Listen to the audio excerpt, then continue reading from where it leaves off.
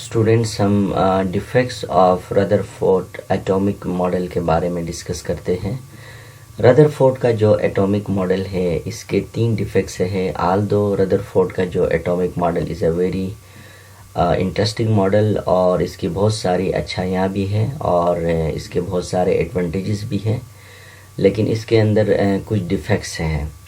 तो हम इस लेक्चर में इसके डिफेक्ट के हवाले से बात करेंगे। रदरफोर्ड के एटॉमिक मॉडल के जो डिफेक्ट्स है हमारे जो सिलेबस के मुताबिक हमारे पास 3 हैं, और जिनमें से पहला जो डिफेक्ट है वो ये है कि रदरफोर्ड का जो एटॉमिक मॉडल है ये बेस करता है law of motion and law of gravitation पे। और हमें पता है कि जो लॉ ऑफ मोशन और जो लॉ ऑफ ग्रेविटेशन है ये बेसिकली मैक्रोस्कोपिक बॉडीज़ पर होता है और ये न्यूट्रल बॉडीज़ पर एप्लीकेबल होता है। लेकिन ये जो लॉ ऑफ ग्रेविटेशन है और लॉ ऑफ मोशन, जैसे कि मैंने आपके सामने यहाँ एक डायग्राम बनाया हूँ, और this is the law of motion, और जिसको हम न्यूटन्स लॉस भी कहते हैं। Newton first law, Newton second law and Newton third law. So इनको लॉ ऑफ मोशन कहा जाता है। और ये जो लॉ ऑफ मोशन है ये न्यूट्रल बॉडीज़ पर बेस करते हैं। इसके बाद दूसरा जो हमारे पास क्या है, लॉ ऑफ ग्रेविटेशन है, जो कि हमारे पास आपके सामने मैंने यहाँ पर इसका फॉर्मूला भी लिखा हूँ, और this is the law of gravitation.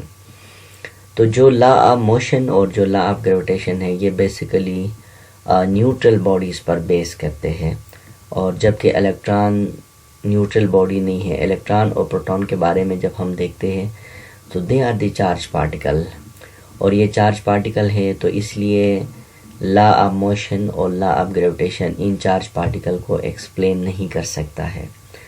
तो इसलिए हम ये कह सकते हैं कि रदरफोर्ड का जो एटॉमिक मॉडल है ये लॉ ऑफ मोशन और लॉ ऑफ ग्रेविटेशन पर बेस करता है, और जबकि लॉ ऑफ मोशन और लॉ ऑफ जो ग्रेविटेशन है ये न्यूट्रल बॉडीज़ को के ऊपर अप्लाई होता है, और जबकि चार्ज पार्टिकल लाइक इलेक्ट्रॉन और प्रोटॉन पे ये अप्लाई नहीं होता है।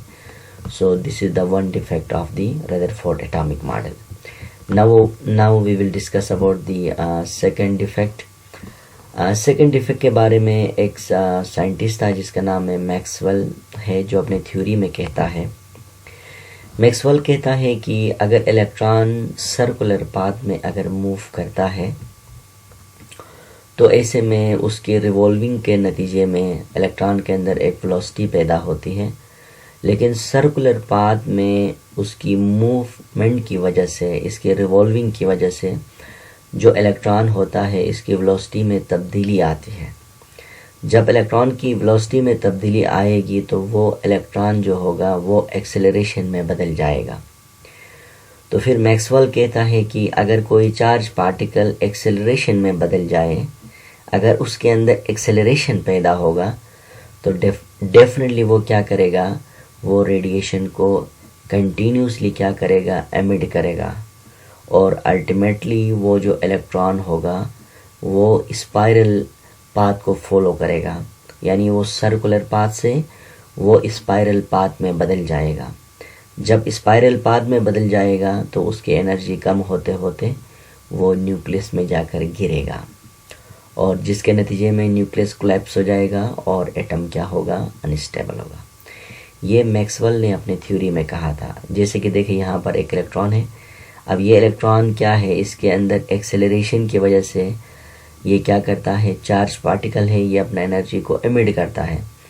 अब इस चार्ज पार्टिकल अपने एनर्जी को एमिट करता है, तो देखिए इसके अंदर जो यानी ये स्पाइरल पाथ को ये फॉलो कर रहा है। अब ये स्पाइरल पाथ को बनाते बनाते ये जाकर क्या है, बिल्कुल न्यूक्लियस के साथ आकर जुड़ता है, लेकिन हकीकतन एटम में ऐसा नहीं होता है। तो इसी तरह से हम ये कह सकते हैं कि अकॉर्डिंग टू मैक्सवेल थ्योरी के मुताबिक कि इलेक्ट्रॉन अगर रिवॉल्व करता है तो इसकी वेलोसिटी एक्सेलरेशन में बदल जाती है।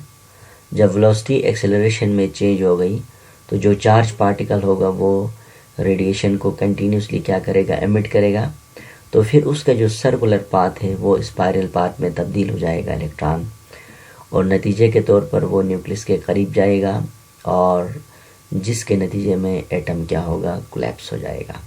तो ये भी क्या है, अकॉर्डिंग टू मैक्सवेल के मुताबिक एक बहुत बड़ा ड्रॉबैक है जो कि रदरफोर्ड के मॉडल में ये नज़र आता है। अच्छा, इसके बाद ये है कि जो रदरफोर्ड का जो, जैसे कि मैंने लिखा, according to Maxwell theory any charge particle moving in the circular path must radiate energy continuously and ultimately the electron must be spiral into the nucleus and the atom will collapse।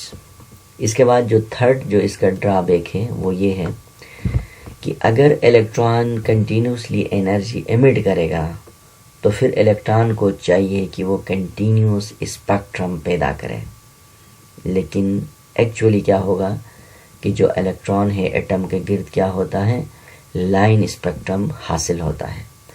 तो अब ये line spectrum खुद indicate करता है कि electron जो है atom में वो कंटिन्यूसली जो है ना रेडिएशन एमिट नहीं करता है। अगर कंटिन्यूसली रेडिएशन एमिट करता तो इसके गिर्द क्या होना चाहिए, कंटिन्यूस स्पेक्ट्रम बनना चाहिए, लेकिन एटम के गिर्द क्या होते हैं, लाइन स्पेक्ट्रम बनते हैं। जिस तरह मैंने लिखा कि if electron emit energy continuously it should form continuous spectrum but actually line spectrum is the obtained। तो अब हम बात करेंगे कि ये continuous spectrum क्या है, ये line spectrum क्या है। जैसे कि मैंने इस फिगर के अंदर आपको यहाँ पर दिखाया हूँ कि this is the ordinary light है, एक बल्ब है और यहाँ से इसको प्रिज्म में गुजारा है और नतीजे के तौर पर ये एक स्पेक्ट्रम बना है और इसको हमने कंटिन्यू स्पेक्ट्रम का नाम दिया है। जबकि दूसरा हमारे पास एक हॉट गैस है, इसको गर्म किया गया है और इससे लाइट हासिल करके इसको प्रिज्म से गुजारते हैं, तो इससे क्या बना है हमारे पास line spectrum. This is the line spectrum, ये हमारे पास क्या है, लाइन स्पेक्ट्रम का एक एग्जांपल है। अच्छा, अब हम बात करेंगे कि ये लाइन स्पेक्ट्रम और कंटिन्यूस स्पेक्ट्रम का डेफिनीशन क्या है। देखिए, वो तमाम ऐसे स्पेक्ट्रम जिसके अंदर कोई शार्प बाउंड्री ना हो, बल्कि वो जो इसके जो स्पेक्ट्रम्स होते हैं वो एक दूसरे के साथ क्या हो, मर्ज हो, फ्यूज हो, तो ऐसे स्पेक्ट्रम को हम लाइन स्पेक्ट्रम कहा जाता है। देखिए यहाँ आप देखिए, यहाँ आपको डिफरेंट कलर्स नज़र आते हैं, लेकिन इन कलर के अंदर आप यहाँ पर इनका कोई बाउंड्री आपको नज़र नहीं आ सकता है। सो इट मीन्स दैट कि दिस स्पेक्ट्रम इज एक्चुअली क्या है, कंटिन्यूस स्पेक्ट्रम। अब देखिए इसके मुकाबले में जो दूसरा स्पेक्ट्रम क्या है, लाइन स्पेक्ट्रम। लाइन स्पेक्ट्रम क्या है, वो स्पेक्ट्रम जिसके अंदर एक शार्प बाउंड्री हो, तो एक वाज़ह तौर पर उसमें बेंड नज़र आए, तो ऐसे स्पेक्ट्रम को हम क्या कहते हैं, लाइन स्पेक्ट्रम कहते हैं। लाइन स्पेक्ट्रम के अंदर फर्दर दो उसके टाइप्स होते हैं, जिसमें एमिशन स्पेक्ट्रम लाइन और लाइन एब्जॉर्प्शन स्पेक्ट्रम। अब आप देखिए ये जो लाइन है ना, आपको नज़र आ रहा है कि this is the sharp boundaries and this is also line spectrum and these are the sharp boundaries, लेकिन यहाँ पर कोई ऐसे शार्प बाउंड्रीज आपको नज़र नहीं आते हैं। तो this is the third defects of क्या है, रदरफोर्ड का एटॉमिक मॉडल है, और जहाँ पर देखा गया मॉडर्न साइंटिस्ट कि रदरफोर्ड के एटॉमिक मॉडल के अंदर एटम के गिर्द कभी भी कंटिन्यूस स्पेक्ट्रम पैदा नहीं होता है। तो जब कंटिन्यूस स्पेक्ट्रम पैदा नहीं होता है तो इसका मतलब ये है कि इलेक्ट्रॉन कंटिन्यूसली एनर्जी एमिट नहीं करता है, बल्कि वो क्या करता है, कंटिन्यूटेशन में एनर्जी क्या करता है, एमिट करता है। तो इसका मतलब ये हुआ कि लाइन स्पेक्ट्रम इंडिकेट दैट कि जो एटम के अंदर जो एमिशन ऑफ जो एनर्जी ये कंटिन्यूस नहीं है, बल्कि ये क्या है, डिसकंटिन्यूस मैनर में क्या करता है, एमिट करता है।